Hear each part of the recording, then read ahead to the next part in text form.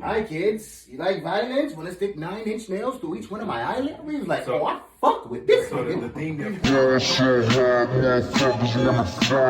never give up, we ain't gon' never give up.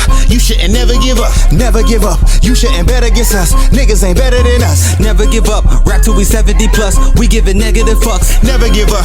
We ain't gon' never give up, we ain't gon' never. Hold on. Yo, grind and never give up. Shoe gang in the building. So, just to let the oh, they really think they fooling you. I didn't know you was up on that.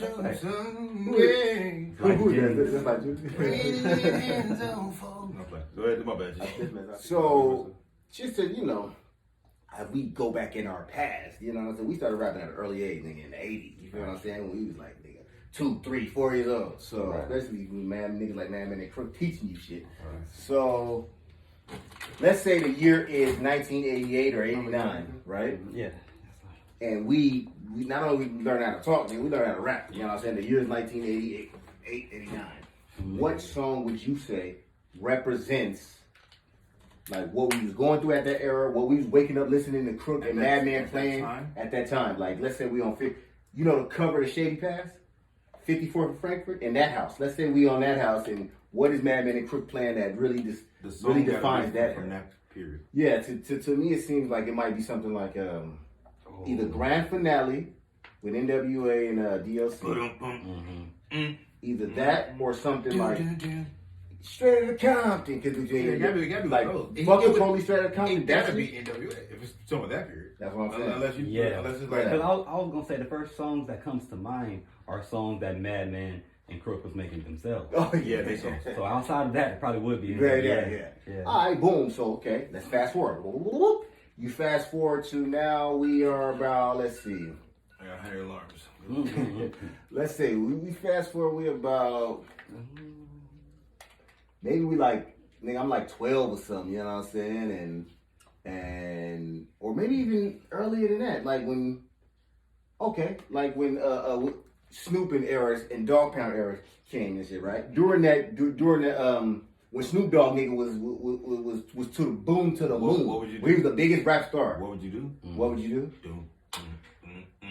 What would you do? Yeah, cause we used to bang. A lot of songs that we probably listened to a lot was like posse cuts. Yeah.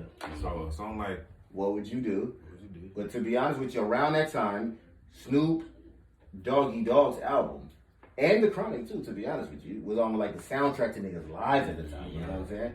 Niggas was living in real life San Andreas. And then I remember we lived in Hollywood. We listened to a lot of What year did Easy died in 95? Yeah, 95. Easy has some shit too, nigga. One more time for the rhyme again. Coming from I was gonna say Bone Thugs around that time. Around 95. Boom, boom, boom, boom. That's my nigga, that song, and then First of the Month and all that. Niggas was just Bone Thugs kind of heavier at that Bone point. Thugs, that's true. the Snoop Dogg era, and even Pac too, to be honest with you, because shortly after that Pac died, and everybody was playing Tupac even like strong, man. It was getting on my nerves, and I was like, man, I'm trying not to think about the Pac just dying. Y'all playing him up a storm. I'm not gonna lie, Same thing happened with Nipsey too. That's bad. For a nigga that was as small of a kid as I was, I listened to Shed So Many Tears a lot. Oh yeah, and I think it's because that's my favorite Tupac song. I didn't cry until I became an adult. Like as a kid, I never cried. I don't care what it is. Get my knee, get into a fight with somebody, whatever. It was like you're not supposed to cry. But him having that song Shed So Many Tears, I'm like, that's the nigga I look up to talking about crying. So I mean, So after that helped influence our flow and style and all that. But then also a little bit after that, Twister. We listened to a gang of Twister, especially Adrenaline Rush album. Adrenaline Rush is a classic album. He was like, nigga, what is going on with this cat? You know what I'm saying? Always that's what folk this time. Coming back like this shit. All that shit. That shit influenced niggas around that time. And then fast forward. Here come Jay-Z was already out, but we started listening to him even more heavy. And then around the time M started coming out.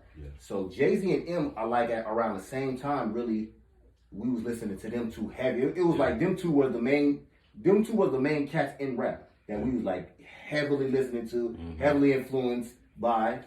You know what I'm saying? I remember his first album. Eminem first album. Was we kind of, I was thinking about this the other day. Was we kind of late on Reasonable Doubt? Do we listen to Reasonable I Doubt? know. Like year. I know. I was late. It was out for 2 years or something like that. I was late on Reasonable Doubt. Okay. Yeah, I do remember. I remember Crook showing us. What is it? Was it Ken Dr. Hustle? Mm-hmm. What video? What's the video that's black and white? It's from that album. Yeah, I believe it is that, right? See, I remember him showing. He He said. I remember Crook said, "This nigga gonna be a problem." Yes. And I was like, "Word." No, So, wait. But what about? I think it was a dun. No, that's way later. That's way later. No, man. He's talking about my style, love. Yeah. Crook shows him before that. It was a video from Reasonable Doubt. It's what's the one in black and white?